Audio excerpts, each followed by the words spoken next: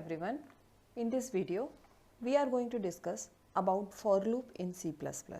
So like all other loops, so far we have discussed about while loop and do while loop. So all other loops, for loop is also a decision structure. It provides a mechanism to repeat a task until a particular condition is true. So for loop is also known as a determinist or definite loop because the programmer knows exactly how many times the for loop will repeat. In for loop, all the conditions like initialization of variable, then test loop condition, testing condition and increment and decrement condition all are at the same place. So this is the syntax for loop, and for is a keyword. Then we have to give initialization condition, then loop condition, continuation test, it is true or false, and then increment or decrement. So initialization action is done only once at the start. Like we have to compiler will check this initialization at once and will again repeat and repeat for update and continuation test. So execution continues as long as this continuation test or boolean expression is true. So loop continuation test is a boolean expression. Expression contains the final value of the control variable for which the condition is true. For example, we say counter is less than equal to 10. So this is the loop continuation test, and this is the final value of this variable counter up to which this loop will be continue. If true, body for loop is executed, otherwise compiler exit from the body of the loop. Updated, increment or decrement condition which we keep on doing in the loop. So now let's check the syntax of for loop. So let's say I write a for loop here. Let's say for I is equal to 0, I less than 10, I plus plus, Cout, good morning. So I write here Cout,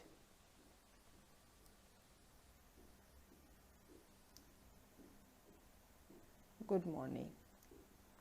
So what happens when we write this loop, how this for loop works? So for example, let's say compiler controls come here, it assigns 0 to I, then it goes here, yes, I is less than 10, yes, now controls come here, it prints good morning,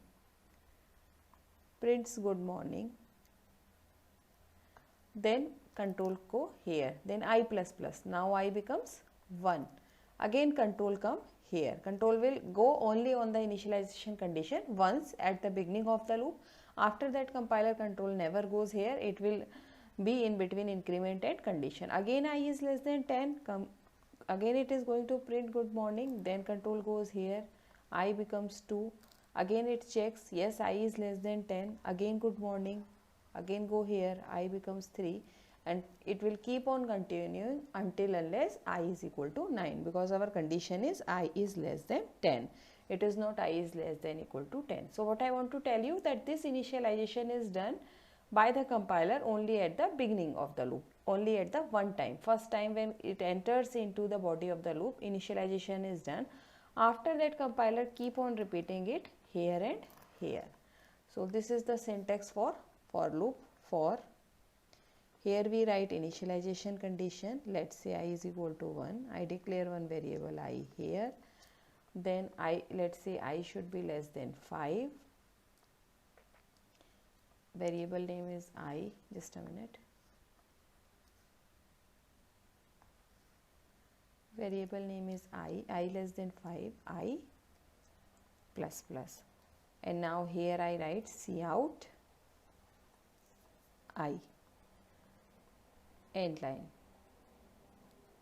So initially declares one variable I, that I is equal to 1, yes, I is less than 5, control comes here, it prints I 1, again I plus plus, now I becomes 2, yes, 2 is less than 5, it is going to print 2, again control will go here, I becomes 3, yes, 3 is less than 5, compiler will print 3, again I becomes 4, Yes, 4 is less than 5, compiler is going to print 4, and then as soon as I becomes 5, compiler will check. Yes, I becomes 5, 5 is not less than 5, so it will execute the loop and output will be 1, 2, 3 and 4. So this is how a for loop works. Now let's check it on Visual Studio, how a for loop works. So let's write a simple program just to demonstrate the working mechanism of for loop. Let's say I is a variable, and let's say I write for. See, here I can declare variable here also int I, or I can declare variable inside loop also, no problem. So I could declare it inside loop also. Int I is equal to, let's say, 0. I less than 5, I plus plus. What I want to print? Every time I want to print Cout C++. So it will print C++ how many times? It will print C++ 5 times, starting from 0 to 4. Now let's run it.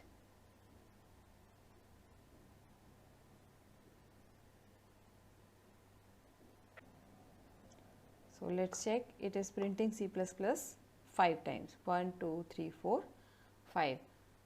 Okay, so now let's check how. Let's write a program to print. I want to write a program to print all even numbers. Program to print all even numbers starting from 1 to 20. So what I want, how many even numbers exist between number 1 to 20, I want to print those numbers. So what are even numbers?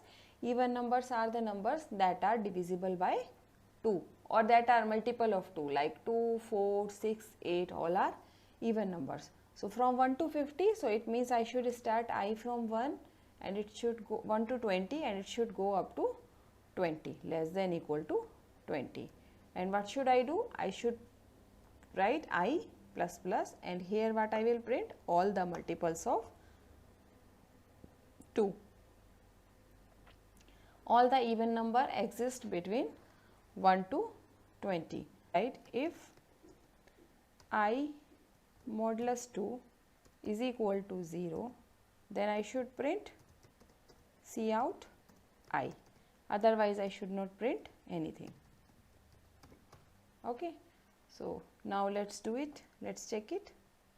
All even numbers between 1 to 20.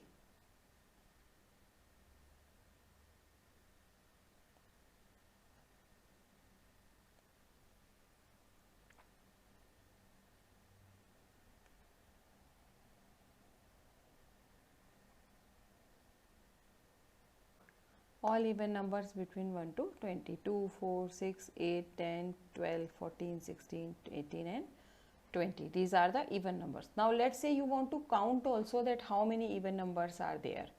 So what we can do, we can take another variable, let's say int, and let's say int count, and let's make this count 0. Every time what we do now, every time when this I will print, count become count plus plus, count plus plus. So every time count will increment it, and at the end we can print the value of count,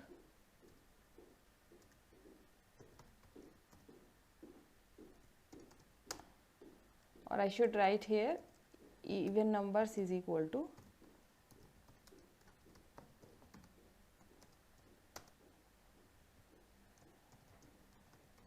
count, end line. Now let's run it. It is going to print all the even number and it is going to give you count also. There are 10 even numbers between 1 to 20. So what will happen if I don't write it here? If I write count here, then it means it will calculate 20, because our loop will run 20 times. So that's why I write it inside if, because I want to check only for even number. So whenever it go inside the if, it will increment the value of count. Otherwise it is not going, compiler is not going to increment the value of count. So there are 2-3 things to be noticed about for loop. For example, if you put semicolon here, then what happen? This is like, for example, let's say I declare I here and I put semicolon here. So it means this is the end of line. This is the end of loop. So let's check it. What will be your output? See, even numbers 0, because control will never go inside the loop. Compiler will think that this is the end of the loop, and this control will never go inside the loop, and it will always remain. It will always means like execute the statement just after the loop. That's why initial value of count is 0. It is going to give you initial value of count. So be careful, don't put a semicolon after count. Second thing is that we can miss any statement here. Like, for example, I can update I here also. I can write I plus plus here also. This is not an error. But what is necessary? There should be a semicolon. There should be a space for increment. If I don't put a semicolon here, then it is going to be an error. See, but if I put a semicolon and I miss this one condition here and I write it here, then it is perfectly fine. It will give you the same result. Just a minute.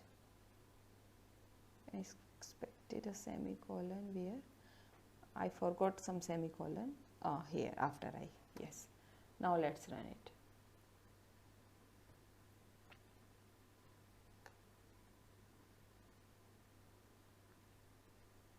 See, loop is okay because I have incremented it here, but you should not forget the semicolon for increment conditions. Similarly, if I want to initialize the variable at the beginning, I can do that, but I cannot miss the semicolons. If I miss the semicolon, then there will be an error.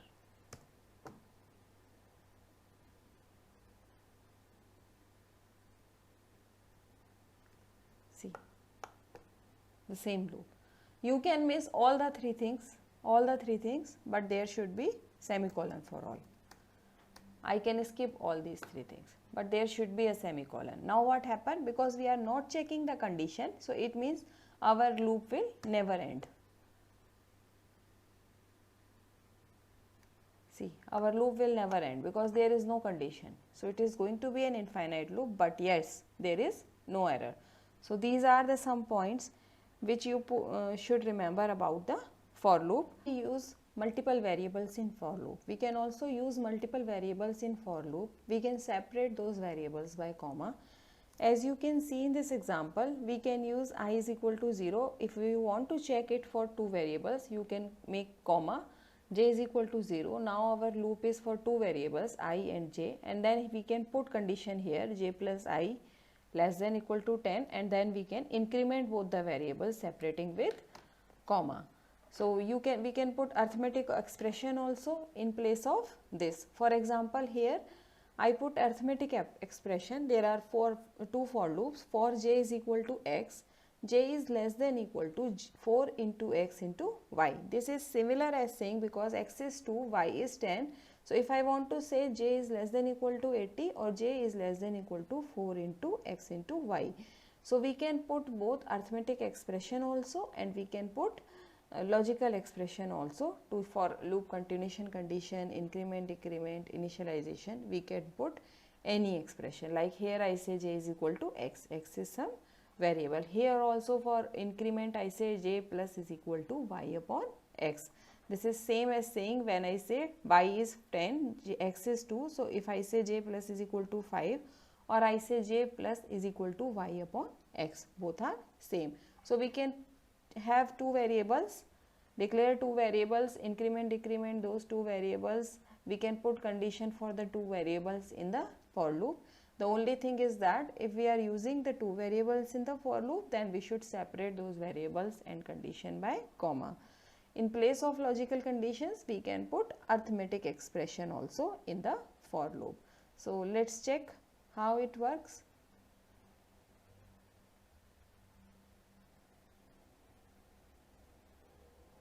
So let's declare two variables here. For int I is equal to sorry, I is equal to 1 and j is equal to 1. It should be I is equal to 1 and j is equal to 1. I plus j should be less than 10, I plus plus and j plus plus, and C out I plus j, C out I plus j. Okay. So, here what is I plus j should be less than equal to 10. So, when both are 1, it is less than equal to 10 because it is 2. When both are 2, then it becomes 4. When both are 3, so let us check it like value of I, value of j, okay, and output. So, initially I is 1, j is 1. So, I plus j is equal to 2. I plus j is equal to 2. So, compiler is going to print I plus j, that is 2. Now, I becomes 2 and j becomes 2. I becomes 2, j becomes 2. So, I plus j is 4. Again 4 is less than 10, compiler is going to print 4. Now, I is 3, j is 3, it is 6. Yes, I plus j is less than 10, compiler is going to print 6. Again, I is 4, j is 4, I plus j is 8. It is less than 10, compiler will print 8. Now, I is 5, j is also 5, I plus j is 10. 10 is not less than 10. So, output of this loop is 2 plus 4 plus 6 plus 8. Let us check it here, just a minute.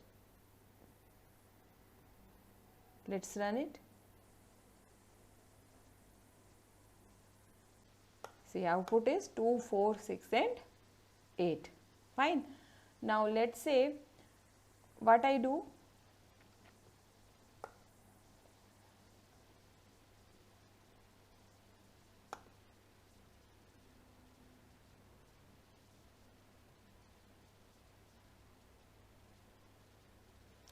Now, let us say I want to check if I is greater than 5, or I can put like this also, or j is less than 10. So, we can combine these operators, we can put this conditions also. So, when I write I greater than 5, j less than 10, so this condition will become true. How many times this condition will become true? Because I is 1, let me do this, I is 1, j is 1 and I greater than 5, or, because here is or, j is less than 10.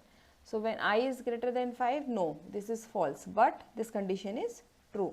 So, it is going to print I plus j, that is 2. Now, I become 2, j become 3. I become 2, j become 2. Let's make this a quite easy, just short program. Let's say j is less than 5. Instead of 10, I make here 5. So, now what happened? Just a minute. See, now I and j both are 2. So, j is less than 5, 2.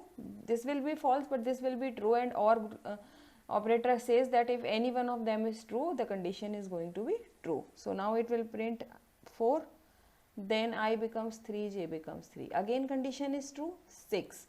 Now, I 4, j 4, again condition is true, it will print 8. But as soon as j becomes 5, both conditions are false, and it will print 2, 4, 6 and 8. Let us check the output. Okay. The output is 2, 4, 6 and 8. So, this is how we can put arithmetic expressions, combine two relational statement using some logical operator in for loop. We can put two different variables also in the for loop, but we should not forget that we have to separate those variables with the help of comma. So, this is all up, and